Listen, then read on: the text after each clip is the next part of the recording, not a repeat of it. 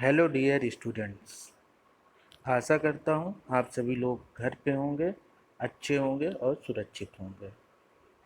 जैसे कि corona virus के सेकेंड वेव की वजह से ऑफलाइन क्लासेस नहीं हो पा रही हैं, तो हमारी कोशिश है कि हम आपको ऑनलाइन क्लासेस के माध्यम से आपको अच्छी स्टडी मटेरियल प्रोवाइड कर सकें। देन हमारा जो फर्स्ट लेक्चर होगा वो लेक्चर होगा बेसिकली अपना जो सब्जेक्ट है वो सब्जेक्ट है रेफ्रिजरेशन एंड एयर कंडीशनिंग, और इसका हम लोग फर्स्ट क्लास पढ़ेंगे। तो रेफ्रिजरेशन एंड एयर कंडीशनिंग पढ़ने से पहले आपको सेकेंड लॉ ऑफ थर्मोडायनेमिक्स जानना जरूरी है।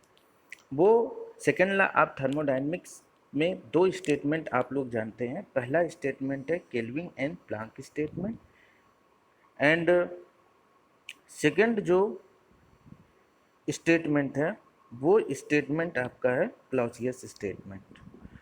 जब तक आप पहले इन दो स्टेटमेंट्स को नहीं समझेंगे तब तक आप रेफ्रिजरेशन एंड एयर कंडीशनिंग का जो बेसिक कॉन्सेप्ट है उस कॉन्सेप्ट तक आप नहीं पहुंच पाएंगे। तो आप लोगों ने जब थर्मोडायनेमिक्स पढ़ा होगा तो उसमें आप लोगों ने सेकेंड लॉ ऑफ थर्मोडायनेमिक्स पढ़ा होगा। तो चूँकि आप लोगों ने पढ़ा होगा, बट मैं आप लोगों को एक बार रिवीजन करवा देता हूँ, क्योंकि रेफ्रिजरेशन एंड एयर कंडीशनिंग का जो कॉन्सेप्ट है वो बेसिकली इन्हीं दो प्रिंसिपल पे डिपेंड करता है। तो केल्विन एंड प्लांक का जो स्टेटमेंट है, उन्होंने क्या स्टेटमेंट दिया? It is impossible to construct a machine which produce in which operates in cycle whose sole effect is to convert heat into equivalent amount of work। Meaning क्या हुआ इसका? Suppose करो इसमें एक टर्म आता है कि साइक्लिक, कोई भी ऑपरेशन साइक्लिक ऑपरेशन का मतलब क्या होता है। जैसे मान लो कि सिंपली आप ये एक मान लो कि ये P और V का एक डायग्राम आप ले लो, ठीक है। आप मान लो किसी एक पॉइंट से शुरू करते हो, पॉइंट ए से, ठीक है। ये पॉइंट ए क्या है? आपका स्टेट है। पॉइंट ए से मान लो कि कोई पॉइंट बी है, इस पॉइंट बी तक आप आना चाहते हो किसी निश्चित पाथ के थ्रू। तो पॉइंट ए से बी तक यदि आते हो तो ये होता है प्रोसेस ए टू बी। अब उसके बाद क्या करना चाहते हो कि आप बी से ए तक जाना चाहते हो किसी एक निश्चित पाथ के द्वारा, तो ये मान लीजिए आप पहुँचे बी से ए। तो हम जहाँ से शुरू किए वहीं पे जाके हमारा यदि कोई भी प्रोसेस ख़त्म होता है तो उसको हम साइक्लिक प्रोसेस कहते हैं। जैसे साइक्लिक प्रोसेस का एक एग्जांपल, और जैसे आपका ऑटोमोबाइल है, ऑटोमोबाइल में आप चाहे कंप्रेशन इग्निशन इंजन ले लीजिए, चाहे आप ले लीजिए एसआई स्पार्क इग्निशन इंजन। तो उसमें एक जो पावर स्ट्रोक आपको मिलता है वो क्या होता है? चार प्रोसेस होने के बाद ही आपको एक पावर स्ट्रोक मिलता है। जैसे सबसे पहले क्या होता है? सबसे पहले जो आपका मान लेते हैं कि हम बात करते हैं आपका पेट्रोल इंजन का। तो पेट्रोल इंजन में सबसे पहले क्या होगा कि ये मान लीजिए आपका सिलेंडर है, यहाँ पे हम पिस्टन सिलेंडर अरेंजमेंट करते हैं। ये मान लीजिए आपका सिलेंडर है और यहाँ पे पिस्टन लगा हुआ है, ठीक है। ये कनेक्टिंग रॉड हुआ। या तो क्या होता है कि सबसे पहला जो स्ट्रोक होता है यहाँ पे आपका क्रैंकशाफ्ट मान लीजिए लगा है। तो पहले स्ट्रोक में क्या होगा कि ये पिस्टन सबसे पहले डाउनवर्ड मूव करेगा, तो सक्शन स्ट्रोक होगा। और उस सक्शन स्ट्रोक में क्या होगा कि हम यदि एसआई इंजन की बात करते हैं तो यहाँ पे जो आपका फ्यूल होगा और एयर, वो मिक्सचर क्या होगा इस चैम्बर के अंदर क्या होगा? सक करेगा। फिर उसके बाद क्या होगा? सेकंड में ये हो जाएगा कंप्रेशन, दूसरा प्रोसेस होगा। तो इसके अंदर ये जो आपका एयर और फ्यूल का मिक्सचर है वो क्या हो जाएगा? कंप्रेस हो जाएगा। फिर उसके बाद थर्ड जो स्टेप होगा वो होगा यहाँ पे स्पार्क प्लग लगा होगा, और स्पार्क प्लग के द्वारा ये जो हाई कंप्रेस्ड फ्यूल है, इस फ्यूल में हम लोग क्या करते हैं? स्पार्क प्लग के द्वारा स्पार्क जनरेट करते हैं। तो इसमें जो एयर फ्यूल का मिक्सचर होता है तो इसमें फ्यूल क्या होता है? बर्न होने लगता है। फ्यूल बर्न होगा तो ये क्या करेगा? आपके पिस्टन में फोर्स लगाएगा, प्रेशर लगाएगा।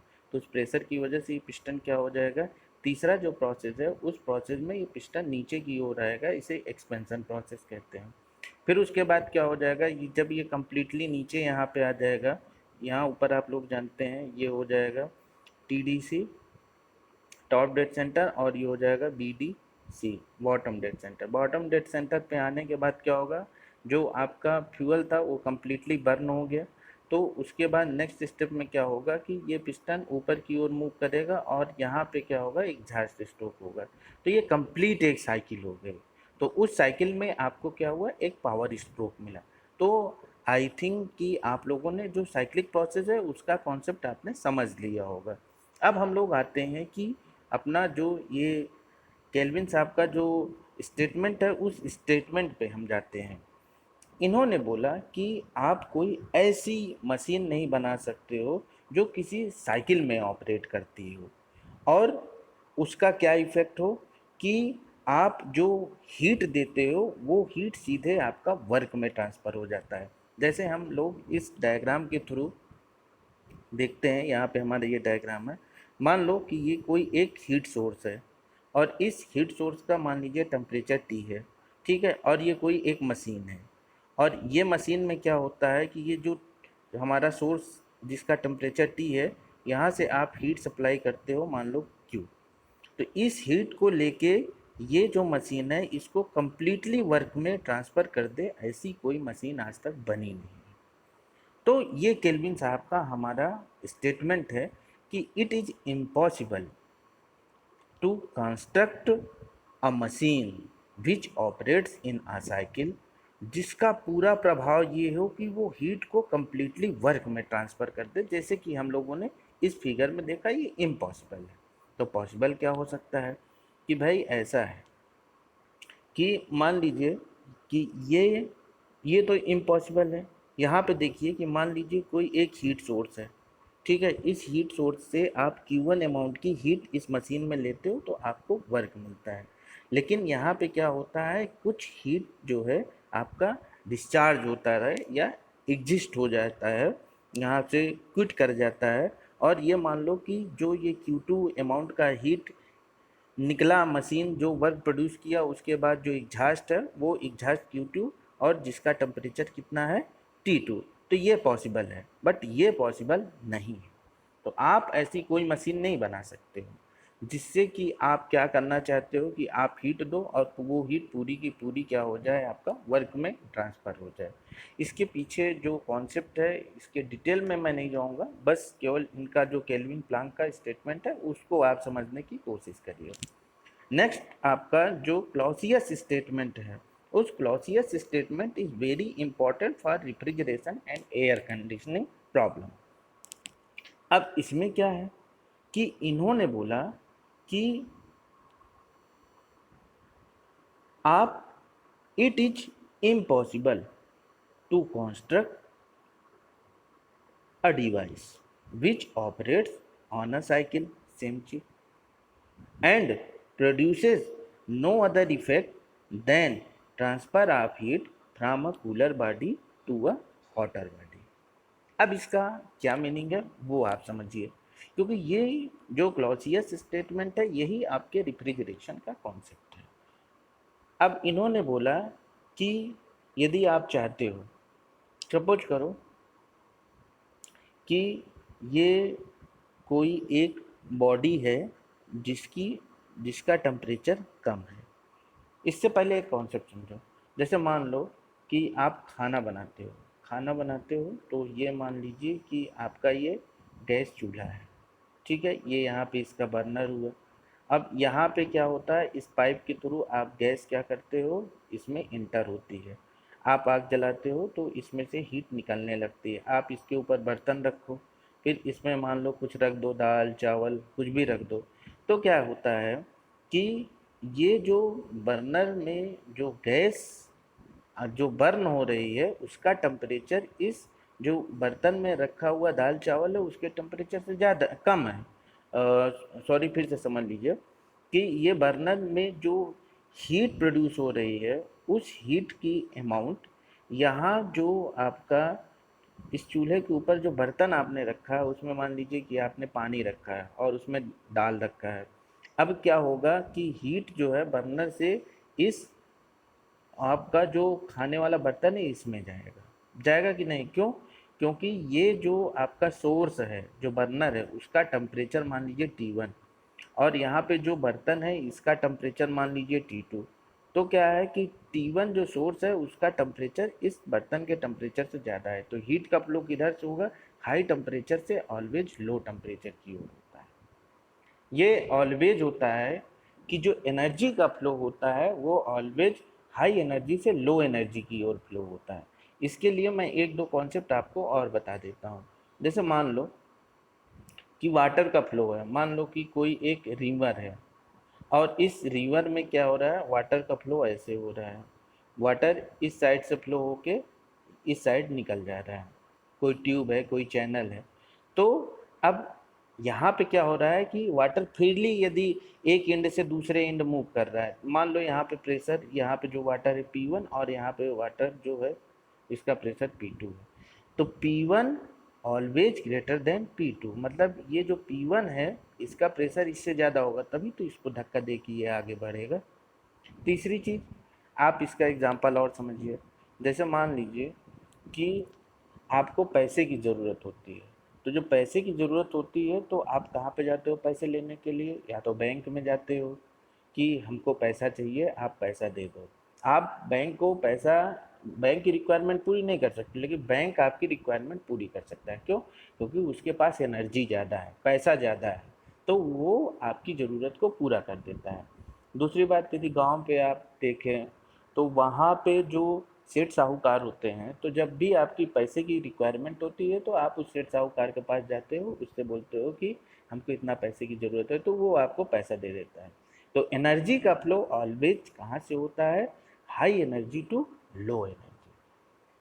अब आप चाहो कि भाई ऐसा है, अब कोई मान लो कि आपके पास पैसे थोड़ा है, अब कोई आपसे मान लो ज़्यादा पैसा चाहता है, तो आप क्या करोगे? फिर ज़्यादा पैसे का इंतज़ाम करने के लिए आप क्या करोगे? या तो अपना कुछ प्रॉपर्टी बेचोगे या तो अपना कुछ गिरवी रखोगे, रखोगे कि नहीं?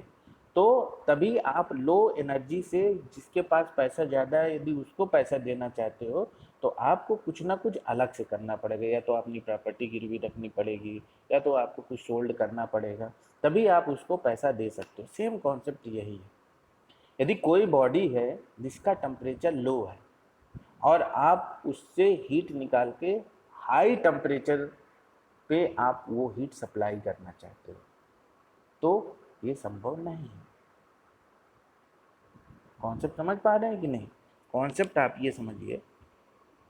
इसका अभी मैं एग्जांपल और देता हूँ।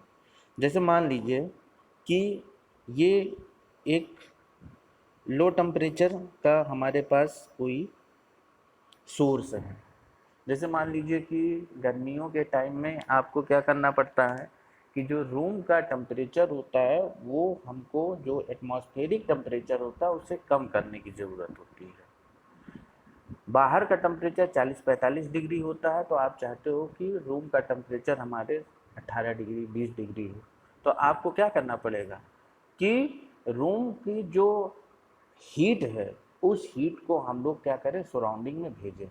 तो अभी मान लो स्टार्टिंग में 40 डिग्री टेम्परेचर है रूम का, अब क्या हुआ, आपने एसी अपनी ऑन कर दिया, तो धीरे से वो एसी क्या करेगा, जो हीट है इस हीट को अपने में लेगा और उसको बाहर दे देगा। तो इसमें क्या होगा कि मान लीजिए 40 डिग्री से टेम्परेचर आपका क्या आएगा, 35 आएगा, फिर आएगा आपका क्या हो जाएगा, 30 आएगा, 25 आएगा, 20 आएगा। तो देखो धीरे धीरे क्या हो रहा है, ये 25 डिग्री, मान लीजिए 30 डिग्री टेम्परेचर है, फिर आपका 25 डिग्री टेम्परेचर हुआ, फिर 20 डिग्री टेम्परेचर, लेकिन बाहर का टेम्परेचर कितना है, 40 डिग्री। अब आपको 30 डिग्री से 25 डिग्री टेम्परेचर करना है, तो आपको जो हीट है उस हीट को आपको बाहर भेजना पड़ेगा। आप 25 डिग्री से 20 डिग्री टेम्परेचर करना चाहते हैं तो 5 डिग्री के टेम्परेचर से जो आपका हीट है उस हीट को बाहर भेजना पड़ेगा, लेकिन बाहर का टेम्परेचर क्या है, ज़्यादा है। तो जैसे हमने बताया कि जो हीट है वो ऑलवेज हाई टेम्परेचर से लो टेम्परेचर की ओर फ्लो कर रही है, लेकिन यहाँ पे आपको हीट क्या करना है, लो टेम्परेचर से हाई टेम्परेचर की ओर। आपको ट्रांसफ़र करना है। तो ये नेचुरली या प्राकृतिक रूप से संभव नहीं है कि आप एनर्जी को लो एनर्जी से हाई एनर्जी में दो। आप हाई एनर्जी से लो एनर्जी की ओर दे सकते हो, बिना किसी भी एक्सटर्नल वर्क के आप दे सकते हो। लेकिन यदि आप चाहते हो कि लो एनर्जी से हाई एनर्जी की ओर हमको हीट ट्रांसफ़र करना है, तो वो संभव नहीं है। कब तक? जब तक कि आप कोई अलग से वर्क नहीं करते हो। जैसे हम लोग इस डायग्राम में, जो हमारा ये सेकंड डायग्राम है, इस सेकंड डायग्राम में देखिए कि ये मान लीजिए आपका रूम है जिसका टेम्परेचर T2 है, और इस टेम्परेचर मान लीजिए कि अभी 30 डिग्री का टेम्परेचर है, ठीक है। और आप चाहते हो कि ये टेम्परेचर 30 डिग्री से आपका 25 डिग्री हो जाए, तो आपको 5 डिग्री से रिलेटेड जो हीट है, मान लीजिए Q2, इस हीट को आपको ये सराउंडिंग में भेजना है, ठीक है। तो आप कैसे भेजोगे? चूँकि यहाँ का टेम्परेचर मान लीजिए कि 30 डिग्री है और यहाँ का 40 डिग्री है, तो आप कैसे 30 डिग्री से 40 डिग्री में भेजोगे? तो आपको एक एक्सटर्नल वर्क करना पड़ेगा, और ये एक्सटर्नल वर्क हम लोग रेफ्रिजरेशन एंड एयर कंडीशनिंग में कंप्रेसर के द्वारा करते हैं। क्लियर? तो क्लॉसियस साहब ने कहा कि भाई ऐसा है कि ऐसा कोई डिवाइस संभव नहीं। आप फिर स्टेटमेंट में आइए और इस स्टेटमेंट को अच्छे से समझिए और देखिए। इन्होंने कहा कि भाई it is impossible to construct a device which operates on a cycle and produces no other effect then transfer of heat from a cooler body to a hotter body. ऐसी कोई मशीन संभव नहीं है जो कि क्या करे, जो हीट कूल्ड बॉडी से लेके जो दूसरी बॉडी जिसका टेम्परेचर हाई है उस पर ट्रांसफ़र कर दे। It is impossible. तो हम लोग पॉसिबल कैसे कर सकते हैं? हम लोग पॉसिबल कर सकते हैं इसको, और वो पॉसिबल करने के लिए हमको क्या करना पड़ेगा? एक्सटर्नल वर्क करना पड़ेगा। यदि इस वर्क, यही हमारा कंप्रेसर होता है, इस वर्क के थ्रू हम लोग क्या करते हैं, ये जो Q2 अमाउंट की हीट है इसको हम निकाल के हम यहाँ पे जो हमारा एटमॉस्फेयर है उसमें बाहर फेंक सकते हैं। अब रेफ्रिजरेशन एंड एयर कंडीशनिंग, अब इसकी ज़रूरत क्या है? ज़रूरत ये है कि जैसे इसका जो एप्लीकेशन है, उसके एप्लीकेशंस की हम लोग अभी आगे जो है डिस्कस करेंगे और बात करेंगे कि इसका एप्लीकेशन क्या है। उससे पहले मैं तुमको एक रेफ्रिजरेशन जो साइकिल है, उस रेफ्रिजरेशन साइकिल के विषय में एक नॉलेज दे देता हूँ, या एक ब्लॉक डायग्राम से मैं आपको समझा देता हूँ। जैसे मान लीजिए कि आपका जो रेफ्रिजरेशन प्लांट है, अब रेफ्रिजरेशन एंड एयर कंडीशनिंग में अंतर क्या होता है वो भी मैं बताता हूँ।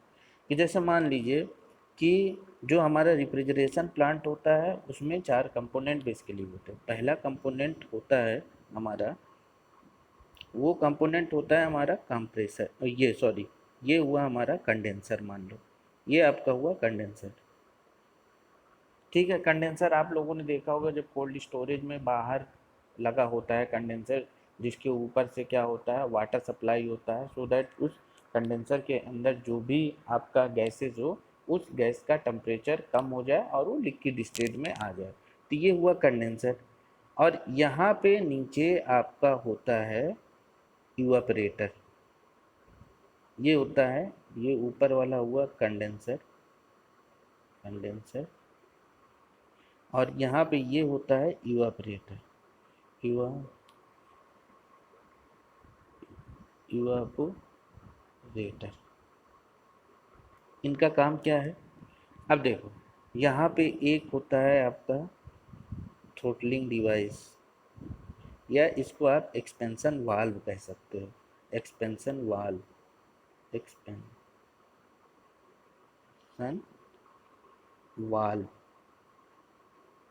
ठीक है। और यहाँ पे होता है एक कंप्रेसर, यहाँ पे इसको जो होता है इसको हम लोग बोलते हैं कंप्रेसर। जैसे आपके घर में, जैसे मान लीजिए स्प्लिट एसी है या विंडो टाइप एसी है, तो जो अंदर वाला पोर्शन होता है उसको आप निकाल के देखोगे तो ऐसे कॉइल टाइप में होता है, इसको इवापरेटर कहते हैं।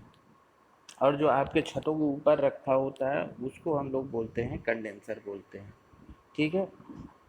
अब क्या होता है कि ये जो पूरा आपको डायग्राम दिख रहा है, इसी डायग्राम में क्या होता है, रिफ्रिजरेंट होता है इसके अंदर।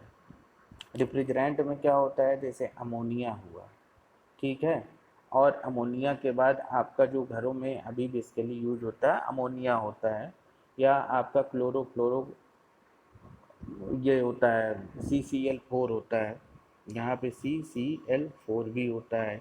और जो है यहाँ पे बहुत सारे रिफ्रिजरेंट है, हम लोग जब आगे पढ़ेंगे तो रिफ्रिजरेंट के विषय में बात करेंगे। तो ये जो रिफ्रिजरेंट होता है, उस रिफ्रिजरेंट का एक प्रॉपर्टी होता है कि ये जो रिफ्रिजरेंट होता है ये कम टेम्परेचर पे क्या करने लगता है, ये कम टेम्परेचर में गैस में कन्वर्ट हो जाता है। जैसे आप मान लीजिए वाटर है, तो वाटर क्या होता है 100 डिग्री सेंटीग्रेड पे उबलने लगता है, लेकिन उसको यदि आपको वेपर में कन्वर्ट करना पड़ता है तो फिर उसको आपको 100 डिग्री सेंटीग्रेड से भी ज़्यादा टेम्परेचर पे उसको गर्म करना पड़ता है। लेकिन यहाँ पे जो आपका रेफ्रिजरेंट होता है वो बेसिकली आपका 25 डिग्री 30 डिग्री सेंटीग्रेड पे क्या होता है, आपका वो गैस में कन्वर्ट हो जाता है। तो ये जो इवापरेटर में आपका लिक्विड है जिसको हम रेफ्रिजरेंट कहते हैं, ये मान लीजिए आपका रूम है, तो ये रूम से हीट क्या लेगा, रेफ्रिजरेंट क्या, और ये जो इवापरेटर है ये इसके अंदर जो रेफ्रिजरेंट है वो इससे हीट लेगा, और जैसे ही इसका 25 डिग्री 30 डिग्री टेम्परेचर हुआ रेफ्रिजरेंट का, ये क्या हो जाएगा, गैस में कन्वर्ट हो जाएगा। जैसे ही गैस में कन्वर्ट होगा तो ये आगे बढ़ेगा, तो कंप्रेसर होता है। तो कंप्रेसर का यूज क्या होता है कि जब गैस का आप प्रेशर इंक्रीज करना चाहते, क्योंकि बेसिकली हमको इस जो हमारा रिफ्रिजरेंट यहाँ गैस में कन्वर्ट हुआ इसको हमको कंडेंसर में भेजना है। और कंडेंसर क्या है, कंडेंसर का जो प्रेशर होता है और यहाँ पे इवापरेटर, दोनों का प्रेशर अलग अलग होता है। कंडेंसर का प्रेशर ज़्यादा होता है, तो ज़्यादा प्रेशर देने के लिए हमको क्या करना पड़ता है, कंप्रेसर का यूज करेंगे, और उस कंप्रेसर के द्वारा हम लोग क्या करते हैं, जो हमारा रेफ्रिजरेंट लिक्विड से गैस में कन्वर्ट हुआ उसको कंप्रेसर की सहायता से हम लोग कंडेंसर में भेज देते हैं। और कंडेंसर का काम क्या होता है, कंडेंस करना। जो यहाँ पे कंडेंसर के अंदर गैसेस है, उस गैस को हम लोग क्या होता है, जैसे हम लोग बात करते हैं एसी की बात करते हैं, तो जो बाहर कंडेंसर रखा रहता है वो एयर कूल्ड कंडेंसर है। तो एयर कूल्ड कंडेंसर है, या आप देखते हो कि फोर्स एक फैन लगा होता है, उस फैन की सहायता से भी हम लोग क्या करते हैं, इसके अंदर जो गैसेज होती है उसको हम लोग ठंडा कर लेते हैं, क्योंकि फैन होगा तो वो ज़्यादा अमाउंट ऑफ हीट निकालेगा। जैसे ही ये हमारे रिफ्रिजरेंट कंडेंसर के बाहर आएगा तो ये लिक्विड स्टेज में हो जाएगा, और यहाँ पे एक्सपेंशन वाल्व होती है, उस एक्सपेंशन वाल्व के द्वारा जो प्रेशर है कम करके जितना हमारा इवापरेटर का प्रेशर है उतने प्रेशर पे हम लोग ला देते हैं। तो ये रिफ्रिजरेंट कंटिन्यूअसली इस क्या होता है, इस साइकिल में दौड़ता रहता है। तो इससे क्या होगा, आपको कंटिन्यूअसली ये जो हमारा रूम है, इस रूम से ये हीट कंटिन्यूअसली एक्सट्रैक्ट करता रहेगा या खींचता रहेगा। यही आपका प्रोसेस है refrigeration and air conditioning. I hope आप लोगों को ये काफ़ी अच्छा लगा होगा वीडियो। अभी इसमें इसका एप्लीकेशन की यदि हम बात करते हैं तो एप्लीकेशन भी मैं आपको 2 मिनट में बता देता हूँ कि इसका बेसिकली जो एप्लीकेशन क्या है, वो एप्लीकेशन आप देख लीजिए यहाँ पे। अब हम लोग जो रेफ्रिजरेशन है, उस रेफ्रिजरेशन को हम लोग, जो हिंदी है उसको हम लोग रेफ्रिजरेशन को प्रशीतन बोलते हैं। तो प्रशीतन का जो आज के समय में सबसे बड़ा जो उपयोग है, जो यूज है, पहला जो यूज है खाद्य पदार्थों को सुरक्षित रखने के लिए, जैसे कोल्ड स्टोरेज होता है। तो जो हमारा आलू होता है, उस आलू को हम लोग या हमारी वेजिटेबल्स हुई, फ्रूट्स हुआ, हम कोल्ड स्टोरेज में रख देते हैं। फिर उसके बाद क्या होता है, क्योंकि जो हमारी डिमांड है उस डिमांड से ज़्यादा प्रोडक्शन हो रहा है, तो यदि उस प्रोडक्ट को हम लोग स्टोर करके नहीं रखेंगे तो क्या हो जाएगा, फिर जब डिमांड और ज़्यादा होने लगेगी, मान लीजिए कि ऑफ सीजन हुआ, तब हमको मान लीजिए कि सेब खाने की ज़रूरत है, तो फिर वो सेब कहाँ से मिलेगा, क्योंकि अभी तो प्रोडक्शन हो नहीं रहा है। तो जो कोल्ड स्टोरेज में सेब रखा हुआ है उस सेब को हम लोग मार्केट में ला सप्लाई करते हैं। इसलिए जो खाद्य पदार्थ है उनको सुरक्षित करने के लिए हमको क्या करना पड़ता है, रेफ्रिजरेशन की ज़रूरत होती है। सेकेंड, पानी को ठंडा करने के लिए, जैसे आपको गर्मियों में पानी को ठंडा करना है तो आप लोग क्या करते हैं, रेफ्रिजरेशन या उसको रेफ्रिजरेटर बोलते हैं, आप लोग तो उसको क्या बोलते हैं कि फ्रिज है, लेकिन बेसिकली जितनी भी फ्रीज करने वाली डिवाइस हैं उनको हम लोग रेफ्रिजरेटर ही बोलते हैं। तो पानी को ठंडा करने के लिए, दवाओं का भंडारण करने के लिए, जैसे इतने समय कोरोना की वैक्सीन जो लग रही है, तो उसका एक टेम्परेचर होता है कि आपको इस वैक्सीन को, चाहे कोविशील्ड हो, को वैक्सीन हो, तो उसका एक मिनिमम टेम्परेचर होता है कि आपको इसको 10 डिग्री या -5 डिग्री इस पे आपको इसको स्टोर रखना है, नहीं तो ये डैमेज हो जाएगी। तो दवाओं के भंडारण के लिए हम लोग क्या करते हैं, इस रेफ्रिजरेशन का यूज करते हैं। फिर उसके बाद मान लो कि दूध को आपको ट्रांसपोर्ट करना एक स्थान से दूसरे स्थान तक, ज़्यादा गर्मी रहेगी तो दूध आपका फट जाएगा, तो उसका टेम्परेचर भी मेंटेन करने के लिए हम लोग क्या करते हैं, रेफ्रिजरेशन का यूज करते हैं, बर्फ़ का उत्पादन करने के लिए। ठीक है। फिर ऊंचे टावरों में ऊष्मा को बाहर निकाल कर ठंडा करने में, तो जैसे प्रिंटिंग कार्यों में, टेक्सटाइल प्रयोगशाला में होता है, जैसे आप लैब में होता है, तो अभी तो यदि लैब में आप प्रयोग कर रहे हैं या कोई एक्सपेरिमेंट कर रहे हैं और वहाँ का जो इन्वायरमेंट है काफ़ी ज़्यादा हॉट है या वहाँ का टेम्परेचर ज़्यादा है, तो आपका मन नहीं लगेगा कि हम वहाँ पे एक्सपेरिमेंट करें। तो वहाँ पे भी आप रेफ्रिजरेशन साइकिल का यूज करके उस पर्टिकुलर पॉइंट को आप लोग क्या कर सकते हो, या उस पर्टिकुलर स्पेस को आप ठंडा कर सकते हो। और आई होप कि आप लोगों को वीडियो काफ़ी अच्छा लगा होगा। तो ये मेरे चैनल को सब्सक्राइब करिए और इसको बेल आइकन का बटन दबाइए, जिससे जो भी रिसेंट मेरी वीडियो हो वो आप तक पहुंच सके। Thanks for watching this video.